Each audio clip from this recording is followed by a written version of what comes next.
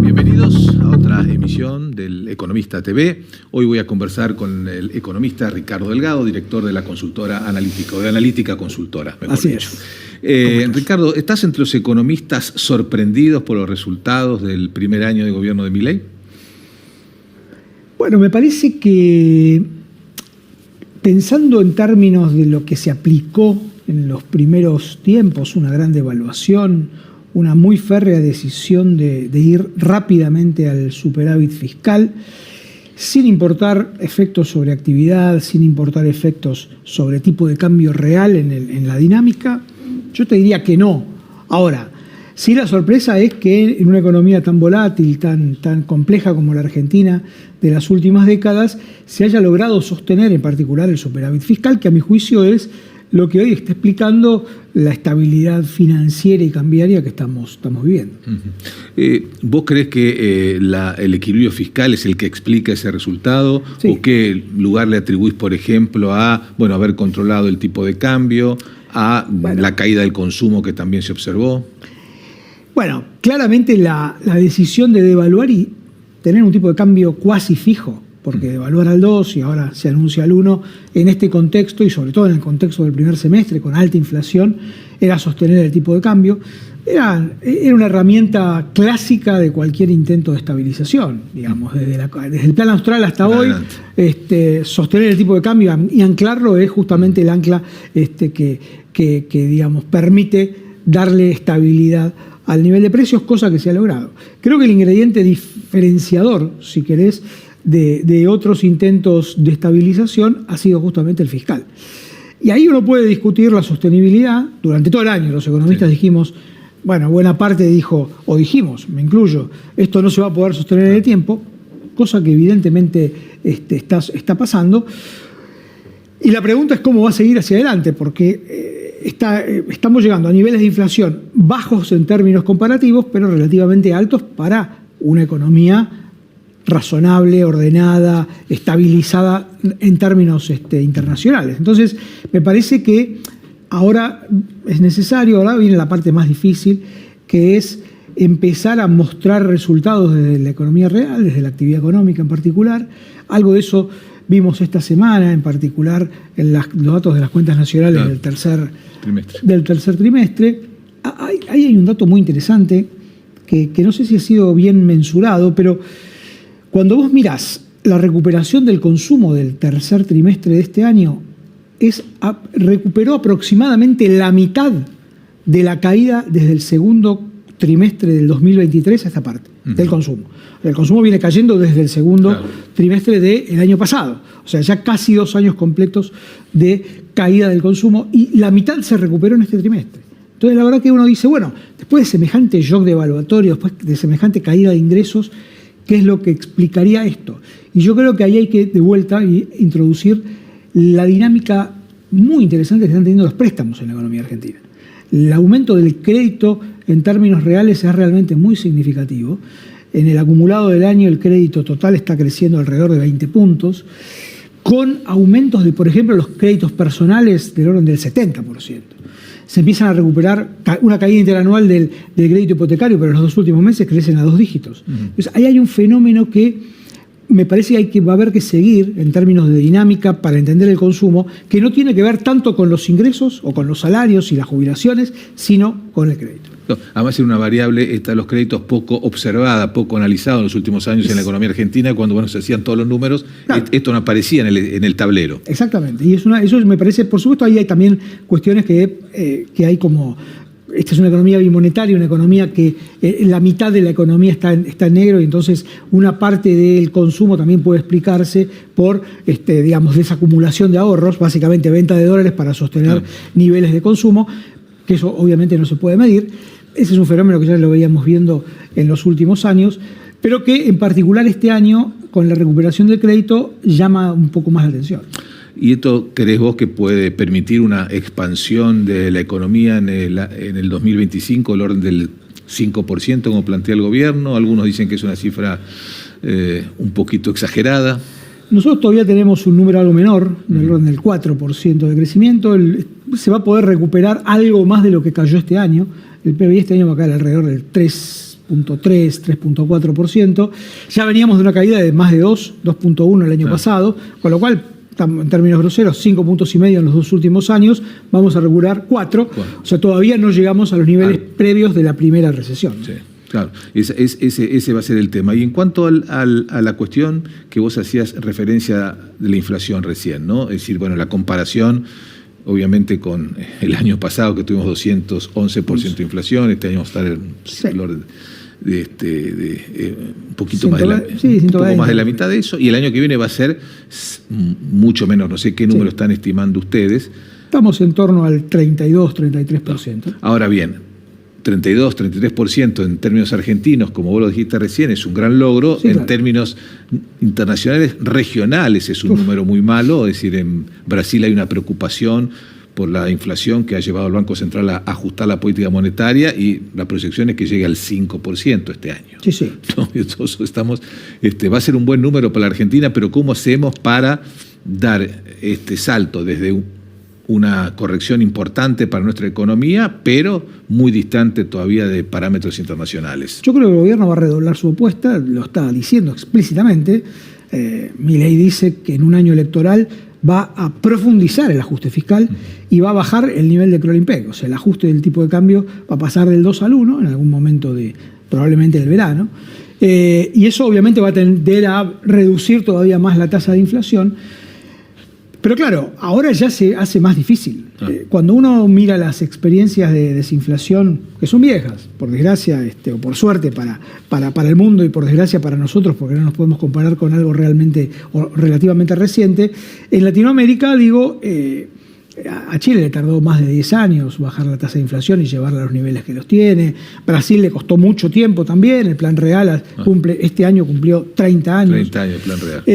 Con lo cual sostener este tipo de políticas y profundizarlas se hace cada vez más difícil, y creo yo, yendo a lo fiscal, que de vuelta para mí es el meollo, ¿no? La columna vertebral, si querés, de este experimento estabilizador, me da la impresión que hay algunas cuestiones que van a empezar a crujir.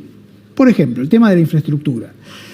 Cuando la Argentina o cuando un país no invierte en infraestructura, sea cual fuere, empieza a tener problemas en las rutas, y empieza a haber accidentes, y empiezan a haber problemas con los trenes, y empieza a faltar el agua, y empiezan a haber una enorme cantidad de cuestiones que tienen que ver con decisiones que tiene que tomar el Estado Nacional, y que esta idea de que el mercado resuelve todo en estas áreas no termina funcionando. Entonces va a haber que de alguna manera ir calibrando ese tipo de procesos para justamente que el superávit siga siendo percibido como sustentable. Claro. Entonces, ¿vos no ves en lo inmediato ningún riesgo por el lado fiscal? No, yo te diría que... Parece que este año, más allá de las consideraciones de políticas, se va a mantener. Yo creo que sí. De hecho, el gobierno incluso parece desatender algunas cuestiones importantes. Que, por ejemplo, vos hablabas de Brasil recién. El real se devaluó casi 25% en el año. Y es un dato no menor. Nuestro principal socio comercial devalúa fuertemente su moneda en un contexto en el que la Argentina utiliza el tipo de cambio como ancla, entre otras.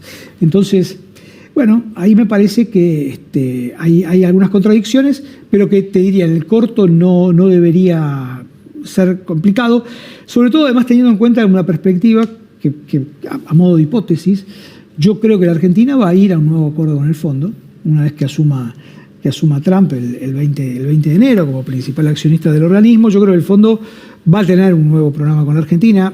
No creo que esté en la vocación del propio fondo dejar que la Argentina siga por este andarivel. Al fondo no le gustan los mercados desdoblados, más allá de que la brecha hoy esté en niveles muy bajos. Al fondo no le gusta el blend, el dólar blend. Sí. Todo lo que ya sabemos, ¿no? Eso implica dinero fresco en el acuerdo con el fondo. Bueno, y eso obviamente te permite de alguna manera sostener la estrategia cambiaria, ¿no? Claro. Al final del camino, eso hace que además te permita aliviar la situación fiscal. Claro. Bueno, evidentemente un acuerdo con el fondo incorpora fondos frescos, pero también van a discutir muchas cosas de este programa actual, claro, por lo que vos hablabas de él, por ejemplo, el desdoblamiento del mercado cambiario. Y el CEP. ¿Qué tiene que ver con eso? Bueno, ¿y cómo ves vos que va a evolucionar ese frente, ¿no? Porque en estos días primero se hablaba que se iba a eliminar el cepo lo antes que se pudiese, luego aparecieron las condiciones, los prerequisitos para salir del cepo, ahora se habla de unificación cambiaria, al principio todo el mundo decía, con cepo la economía no puede crecer, el propio presidente salió a decir, con cepo también se puede crecer. Bueno, por eso, este es un gobierno que es muy dogmático en una enorme cantidad de cuestiones y principista, si querés, en muchas otras, en materia económica, quiero decir, pero que, como se dice en el barrio, no come vidrio. Es absolutamente pragmático en el tema que hubiese desestabilizado, a mi juicio, y lo sabés, Juan, hubiese desestabilizado todo el andamiaje macroeconómico, que es una salida de la noche a la mañana, como se dice, del cepo.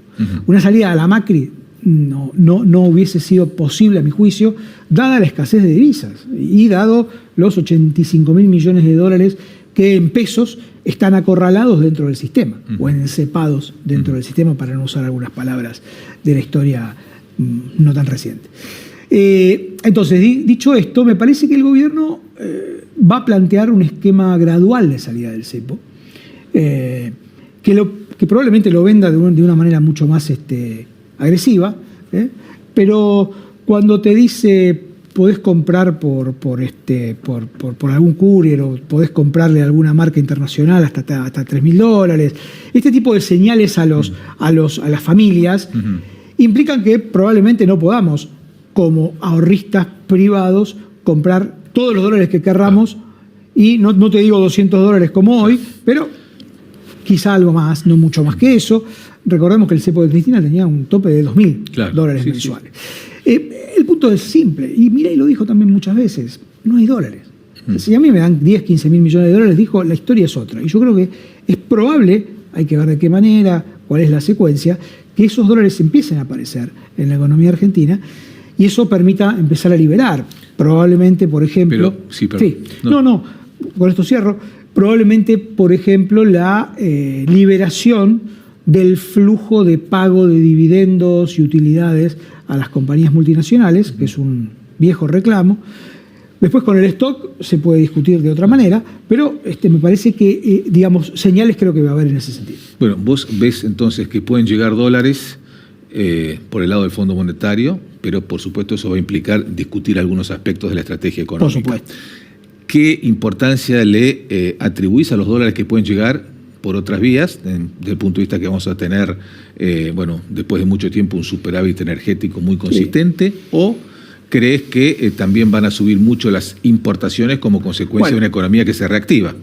Bueno, justo es lo que está pasando. ¿Qué es lo que está pasando? El último dato de importaciones de bienes de consumo es realmente importante. 25 puntos en términos interanuales crecieron las importaciones de bienes de consumo. Es cierto que fue después de que muchos importadores estaban esperando que saque, que reduzca en ese momento el impuesto país, pero ese número se mantuvo en esos niveles. O sea, las importaciones de bienes de consumo, obviamente, con un dólar más barato, se van a abaratar con un mayor acceso al crédito. Los bancos hoy ya no tienen al Banco Central como su principal cliente, entonces tienen que ir al mercado privado a ofrecer su mercadería, los depósitos nuestros. Todo eso obviamente va a permitir apreciar el tipo de cambio, en todo caso bajar la inflación, pero empezar a generar algo que hay que empezar a mirar con mucha cautela, que es déficit en la cuenta corriente. Esto es más tarde o más temprano que ya está. Hoy el déficit en la cuenta corriente es una realidad y no hay dólares para financiarlo todavía. El blanqueo permitió financiar lo de estos meses. Hacia adelante yo te diría, uno no puede esperar un número demasiado mejor que el del año pasado o el de este año en la cosecha gruesa, en la cosecha de soja, en la liquidación de soja, va a ser parecida a la de este año. Va a haber algo más del superávit energético, 2, 3 mil millones de dólares más. Y ahí hay un problema. Yo creo que el que va a proveer los dólares va a ser el fondo. Ahora, el fondo también va a decir, bueno, pero yo llego siempre para poner, y cómo es el esquema de repago de mi propio crédito, de qué manera la Argentina va a generar sus propios dólares, y esa es parte, creo yo, de esta segunda etapa del programa. Entonces vos ves en este escenario una salida gradualista, tanto del cepo como del proceso de unificación cambiaria. Sí, yo creo que se va a vender de otra manera, pero a los fines prácticos, insisto, la liberación total del cepo a la Macri yo no la veo. O sea, que de la noche a la mañana podamos convertir todos nuestros pesos en dólares. Sí, claro. Bueno, en algunos aspectos, perdón, este gobierno actúa tomando como referencia al gobierno de Macri, pero para hacer lo contrario. Exactamente. La cuestión fiscal y cambiaria está clarísimo, el tema del gradualismo también. Definitivamente, definitivamente. Y en ese sentido ha sido mucho más pragmático. Yo creo que el problema, ese fue uno de los problemas. A ver, de los problemas de Macri. En ese momento había acceso al crédito. El gobierno sabe que en este contexto no tiene acceso al crédito, si bien obviamente el riesgo país está bajando y se está acercando a la posibilidad de... Pero Argentina estaba totalmente afuera durante los dos gobiernos de Cristina y obviamente pudo emitir todo lo que emitió para poder salir del cepo de esa manera. Otra diferencia con el gobierno de Macri es que el gobierno de Macri puso mucho acento en las políticas sectoriales.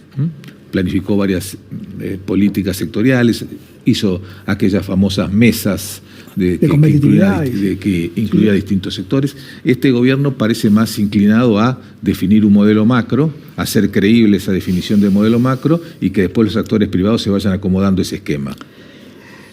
Bueno, ahí está parte del dogma también, ¿no? Creo, en estas semanas escuché que el presidente dijo, bueno, una de los costos que tiene este momento favorable de la economía argentina es la apreciación cambiaria que puede hacerme quebrar, literal, puede hacerme quebrar muchos sectores. Fue literal. Hay obviamente un encarecimiento de la producción local en medida en dólares. Hoy somos bastante menos competitivos que Brasil en muchos sectores y ese es un problema, claramente. Pero de vuelta, yo creo que el gobierno declama que la corrección no va a venir por la devaluación, sino por bajar impuestos, bajar regulaciones, mejorar el tipo de cambio efectivo de cada sector vía ese tipo de cuestiones. Ahora, perdón, Ricardo, ese tipo de cuestiones, como vos las mencionás, tarda mucho más que la devaluación se hace en media hora. Sí. Todo ese tipo de medidas requieren un tiempo mucho mayor. Totalmente, y este es un punto no menor. Yo creo que es importante, por ejemplo, este RIGI para pequeñas y medianas empresas. Ese me parece que es un buen estímulo, por lo menos para tratar de paliar.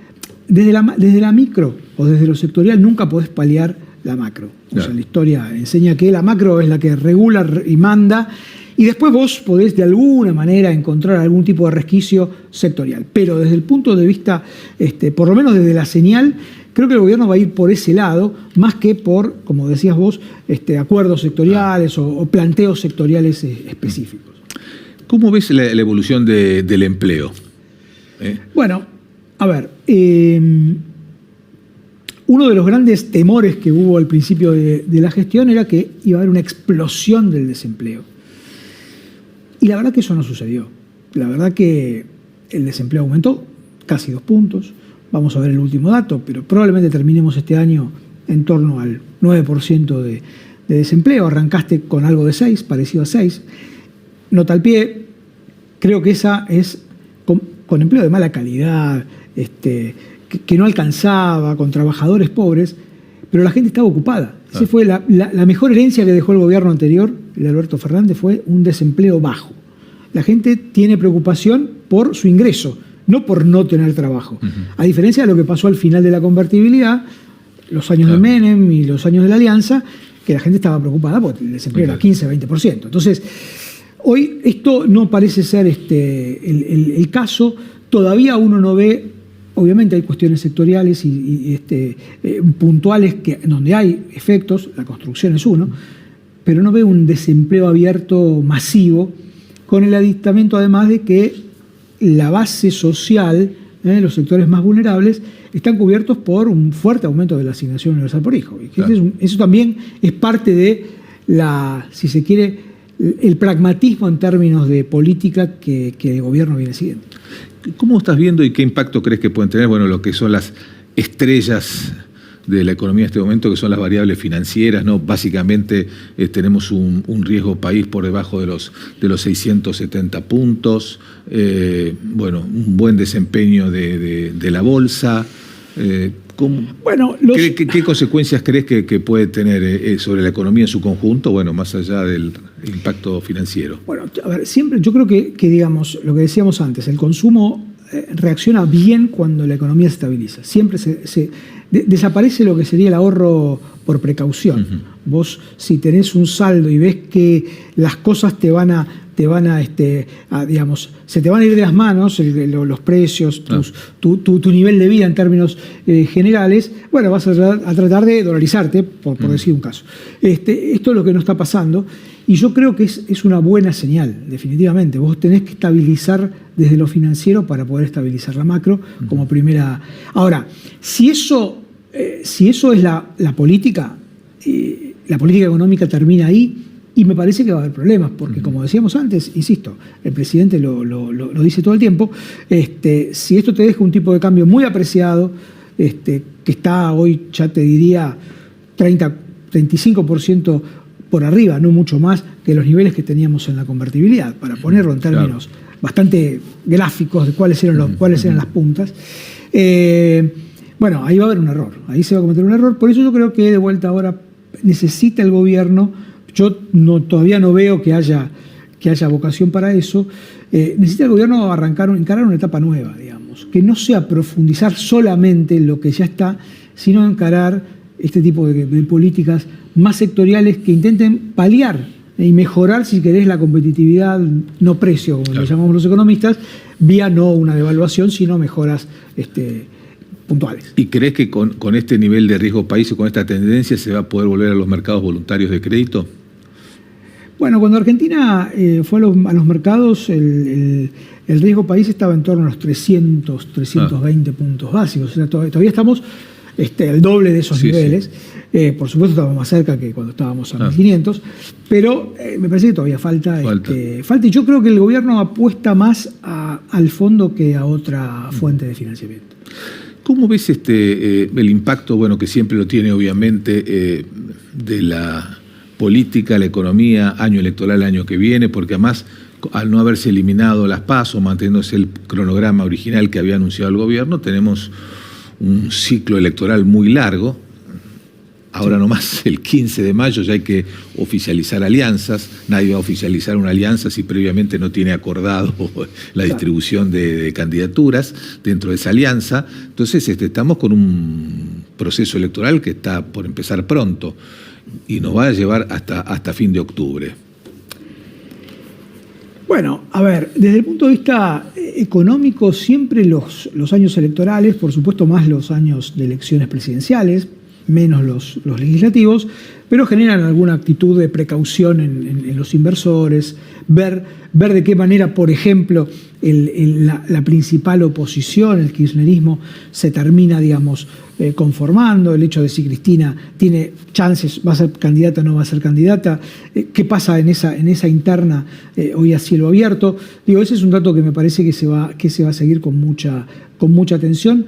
Pero yo te diría que el gobierno cree haber descubierto la fórmula de, no te diría desvincular, pero sí de por lo menos que vayan por carriles paralelos y separados, política y economía. Esto tiene que ver con la idea que vos decías al principio, que más allá de que no va a haber una expansión del gasto público como fue habitual en todos los ciclos electorales de Argentina. No, porque además me parece que... es una forma de desvincular el proceso electoral a la marcha de la economía. Sí, años pares haces el ajuste, años impares desajustás.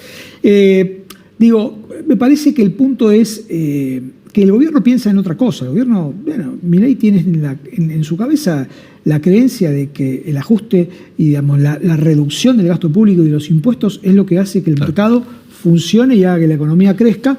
Bueno, ahí hay fricciones en el medio y llegar de un punto al otro me parece que va a ser difícil. Bueno, pero de todas formas los mercados van a estar esperando a ver cuál es la ratificación o el castigo que le hace el electorado a estos 2 años iniciales de gobierno. Totalmente, y en eso, vos conocés más del paño que yo. La última, Ricardo, el 20 de enero al mediodía asume o vuelve Donald Trump a la Casa Blanca. ¿Crees realmente que va a tener un impacto sobre la economía internacional y sobre Argentina en particular, como muchos analistas anticipan?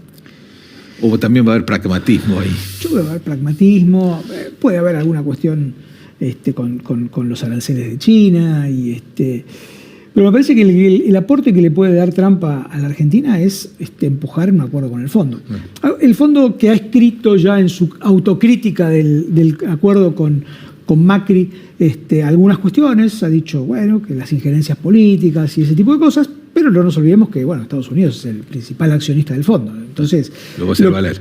Me parece que lo va a hacer valer, claramente. Muy bien, Ricardo Delgado, muchísimas gracias por estar en el programa de hoy. Nosotros nos despedimos hasta el próximo programa.